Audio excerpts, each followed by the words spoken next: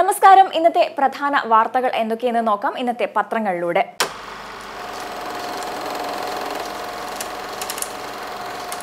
ആദ്യം തന്നെ ദീപിക പത്രമാണ്. ദീപികയിൽ ഏറ്റവും പ്രാധാന്യത്തോടെ നൽകിയിരിക്കുന്നത് ഹേമ കമ്മിറ്റി റിപ്പോർട്ടുമായി ബന്ധപ്പെട്ട വാർത്തയാണ്. വേട്ടക്കാർക്ക് പിന്നാലെ എന്ന ചുവന്ന തലക്കെട്ടോടെ വിശദമായ വാർത്ത തന്നെ ദീപിക നൽകിയിട്ടുണ്ട്. ഒപ്പം എല്ലാ നടന്മാരുടെയും ആരോപണ വിധേയരായ നടന്മാരുടെ എല്ലാം ചിത്രങ്ങളും നൽകിയിട്ടുണ്ട്.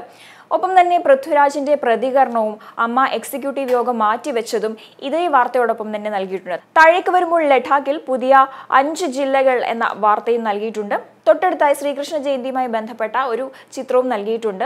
ഒപ്പം തന്നെ കഴക്കൂട്ടത്ത് നിന്ന് കാണാതായ അസം പെൺകുട്ടിയെ ചൈൽഡ് വെൽഫെയർ കമ്മിറ്റി പഠിപ്പിക്കും എന്ന വാർത്തയും നൽകിയിട്ടുണ്ട്. ഇത്രയുമൊക്കെയാണ് ദീപികയിലെ പ്രധാന വാർത്തകൾ. അടുത്ത പത്രം എന്ന് പറയുന്നത് ദേശാഭിമാനിയാണ്. ദേശാഭിമാനിയിലേക്ക് നോക്കുകയാണെങ്കിൽ അതിജീവിതകൾ ശബ്ദിക്കട്ടെ എന്ന തലക്കെട്ടോടെ ഹേമ കമ്മിറ്റി റിപ്പോർട്ടുമായി ബന്ധപ്പെട്ട വാർത്തയും അതിനുള്ളിലായി തന്നെ പൃഥ്വിരാജിന്റെ പ്രതികരണവും നൽകിയിട്ടുണ്ട്. അതുപോലെ രഞ്ജിത്തിനെതിരെ ജാമ്യമില്ലാ വകുപ്പ് പ്രകാരം കേസെടുത്തതും സിനിമാ മേഖലയിലെ വെളിപ്പെടുത്തലുകൾ അന്വേഷിക്കാൻ സംസ്ഥാന സർക്കാർ നിയോഗിച്ച പ്രത്യേക സംഘത്തിന്റെ ആദ്യ യോഗം നടക്കുന്നതിനെ കുറിച്ചും നൽകിയിട്ടുണ്ട്. തൊട്ടു താഴെയായി അഷ്ടമിരോഹിണിയുമായി ബന്ധപ്പെട്ട ഒരു ചിത്രവും നൽകിയിട്ടുണ്ട്. അതിന് താഴേക്ക് വരുമ്പോൾ പൊതുമേഖലയിൽ മരുന്ന് നിർമ്മാണം വിപുലമാക്കണമെന്ന തലക്കെട്ടോടെ മരുന്ന് കുറഞ്ഞ വിലയ്ക്ക് ലഭ്യമാക്കാൻ സംസ്ഥാനത്ത് പൊതുമേഖലയിലെ നിർമ്മാണം വിപുലപ്പെടുത്തണമെന്ന് 5ാമത് അന്താരാഷ്ട്ര കേരള പഠന കോൺഗ്രസിന്റെ മുന്നോടിയായി കോട്ടയത്ത് സംഘടിപ്പിച്ച ദ്വിദിന ആരോഗ്യ സെമിനാർ എന്ന വാർത്തയും നൽകിയിട്ടുണ്ട്. തൊട്ടു താഴെയായി കലാസാഹിത്യ സംഘം സമ്മേളനം ഇന്നും നാളെയും എന്ന വാർത്തയും നൽകിയിട്ടുണ്ട്. അടുത്ത പത്രം ജന്മഭൂമിയാണ്. ജന്മഭൂമിയിൽ ആദ്യം തന്നെ നൽകിയിരിക്കുന്നത് ശ്രീകൃഷ്ണ ജയന്തിയുമായി ബന്ധപ്പെട്ട വാർത്തയാണ്. ഒപ്പം തന്നെ കുട്ടികളുടെ വളരെ രസകരമായ ഒരു ചിത്രവും നൽകിയിട്ടുണ്ട്. താഴേക്ക് വരുമ്പോൾ രഞ്ജിത്തിനെതിരെ കേസെടുത്തു, സിനിമാ രംഗത്തെ ഞെട്ടിച്ച് കൂടുതൽ ആരോപണങ്ങൾ എന്ന വാർത്ത നൽകിയിട്ടുണ്ട്. ഹേമ കമ്മിറ്റി റിപ്പോർട്ടുമായി ബന്ധപ്പെട്ട് പ്രമുഖർക്കെതിരെ ഉള്ള ആരോപണങ്ങളെ കുറിച്ചുള്ള വാർത്തയാണ് നൽകിയിരിക്കുന്നത്. അതിന് തൊട്ടടുത്തായി തന്നെ അമ്മ താരസംഘടനയ്ക്ക് വീഴ്ച പറ്റിയതായി നടന്മാർ പ്രതികരിച്ചതിനെ കുറിച്ചുള്ള വാർത്തയും നൽകിയിട്ടുണ്ട്. പൃഥ്വിരാജിന്റെ പ്രതികരണവും നൽകിയിട്ടുണ്ട്. താഴേക്ക് വരുമ്പോൾ കൊൽക്കത്തയിലെ ബലാത്സംഗ കൊലപാതകത്തെക്കുറിച്ചുള്ള ഒരു 2 കോളം വാർത്ത നൽകിയിട്ടുണ്ട്. മമതാ സർക്കാരിന്റെ സഹായധനം ദുർഗാപൂജ സമിതികൾ നിരസിച്ചു എന്ന തലക്കെട്ടോടെയാണ് വാർത്ത. തൊട്ടടുത്തായി വയനാട് ഉരുൾപൊട്ടലുമായി ബന്ധപ്പെട്ട ഒരു വാർത്തയും നൽകിയിട്ടുണ്ട്. മധ്യപ്രദേശ് 20 കോടിയും UP 10 കോടിയും സഹായം പ്രഖ്യാപിച്ചു എന്നതാണ് വാർത്ത. അടുത്തത് മലയാള മനോരമയാണ്. വളരെ വിശദമായാണ് ഹേമ കമ്മിറ്റി റിപ്പോർട്ടിനെ കുറിച്ചുള്ള വാർത്ത മലയാള മനോരമ നൽകിയിരിക്കുന്നത്. ഒപ്പം പൃഥ്വിരാജിന്റെ കഴിഞ്ഞ ദിവസത്തെ പ്രതികരണവും മനോരമയിൽ വ്യക്തമായി തന്നെ നൽകിയിട്ടുണ്ട്. രഞ്ജിത്തിനെതിരെ ജാമ്യമില്ലാ വകുപ്പ് പ്രകാരം കേസ് രജിസ്റ്റർ ചെയ്തതാണ് വളരെ വിശദമായി നൽകിയിരിക്കുന്നത്. ഒപ്പം കൂടുതൽ പ്രമുഖ നടന്മാർക്കും സംവിധായകർക്കുമെതിരെ ആരോപണങ്ങൾ ഉണ്ടായതിനെ കുറിച്ചും ഈ വാർത്തയിൽ തന്നെ നൽകിയിട്ടുണ്ട്. മനോരമയുടെ ആദ്യ പേജിന്റെ പകുതിയോളം പ്രാധാന്യം നൽകിയിരിക്കുന്നത് ഹേമ കമ്മിറ്റി റിപ്പോർട്ടിനാണ്. തൊട്ടു താഴെയായി നറുവെണ്ണ ചിരി എന്ന ക്യാപ്ഷൻ നൽകി 2 കൃഷ്ണന്മാരുടെ നടുക്ക് ഒരു ഗോപിക നിൽക്കുന്ന വളരെ ഭംഗിയുള്ളൊരു ചിത്രം നൽകിയിട്ടുണ്ട്. തൊട്ടടുത്തായി സ്വകാര്യ കമ്പനിയായ സ്പേസ് എക്സ് നടത്തുന്ന ആദ്യ ബഹിരാകാശ നടത്ത ദൗത്യ സംഘത്തിൽ സ്പേസ് എക്സിലെ മെഡിക്കൽ വിദഗ്ധനും മലയാളിയുമായ ഡോക്ടർ അനിൽ മേനോന്റെ ഭാര്യ അന്നയും ഉണ്ട് എന്ന വാർത്ത നൽകിയിട്ടുണ്ട്. കൂടാതെ ഓണത്തിനും ഓണം കഴിഞ്ഞുമുള്ള ചിലവുകൾക്കായി 5000 കോടി രൂപ ഉടൻ കടമെടുക്കാൻ അനുവദിക്കണമെന്ന് കേന്ദ്രത്തോട് കേരളം ആവശ്യപ്പെടുന്നതിനെ കുറിച്ചുള്ള ഒരു വാർത്ത നൽകിയിട്ടുണ്ട്.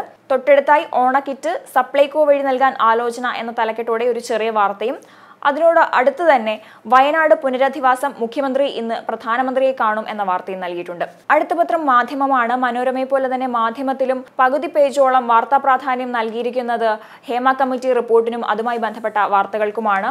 അമ്മ തിരുത്തണം എന്ന പൃഥ്വിരാജിന്റെ പ്രതികരണവും ഒപ്പം തന്നെ രഞ്ജിത്തിനെതിരെ ജാമ്യമില്ലാ കേസെടുത്തതും താരങ്ങൾക്കെതിരെയുള്ള ആരോപണങ്ങൾ അവർ നിഷേധിച്ചതിനെ കുറിച്ചും ഉള്ള വാർത്തകൾ നൽകിയിട്ടുണ്ട്. ഇടതുവശത്തേക്ക് നോക്കുകയാണെങ്കിൽ കേരളത്തിലെയും ദേശീയ തലത്തിലെയും 2 വാർത്തകൾ നൽകിയിട്ടുണ്ട്.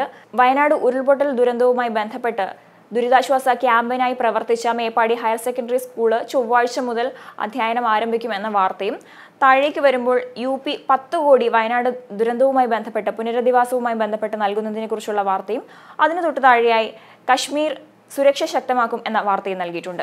അതുപോലെ ജമ്മു കശ്മീർ നിയമസഭാ തിരഞ്ഞെടുപ്പിനുള്ള ആദ്യഘട്ട സ്ഥാനാർത്ഥി പട്ടിക പുറത്തിറക്കി മണിക്കൂറുകൾക്കുള്ളിൽ BJP പിൻവലിച്ച വാർത്തയും നൽകിയിട്ടുണ്ട്.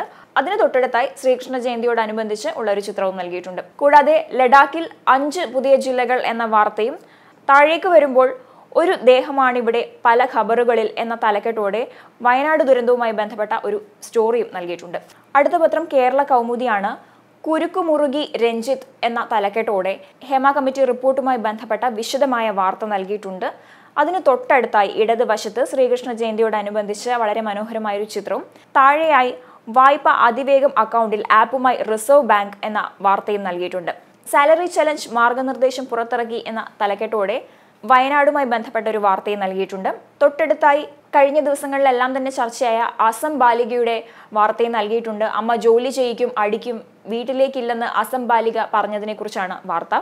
വയനാട് ദുരന്തവുമായി ബന്ധപ്പെട്ട് മുഖ്യമന്ത്രി ഇന്ന് മോദിയെ കാണും എന്ന വാർത്തയും താഴെയായി മോദിയെ ഫോൺ വിളിച്ച് US പ്രസിഡന്റ് എന്ന വാർത്തയും നൽകിയിട്ടുണ്ട്. പോലീസിന്റെ പേരിലും സ്ത്രീകൾക്ക് ചതിക്കുഴി എന്ന തലക്കെട്ടോടെ ഒരു സ്പെഷ്യൽ സ്റ്റോറിയും കൗമുദി നൽകിയിട്ടുണ്ട്. അവസാനത്തെ പത്രം മാതൃഭൂമിയാണ്. മാതൃഭൂമിയിൽ വെള്ളിത്തിരയിൽ തീ ആളുന്നു എന്ന തലക്കെട്ടോടെ വിശദമായ ഹേമ കമ്മിറ്റി റിപ്പോർട്ടിനെ കുറിച്ചുള്ള വിശദമായ ഒരു വാർത്ത നൽകിയിട്ടുണ്ട്.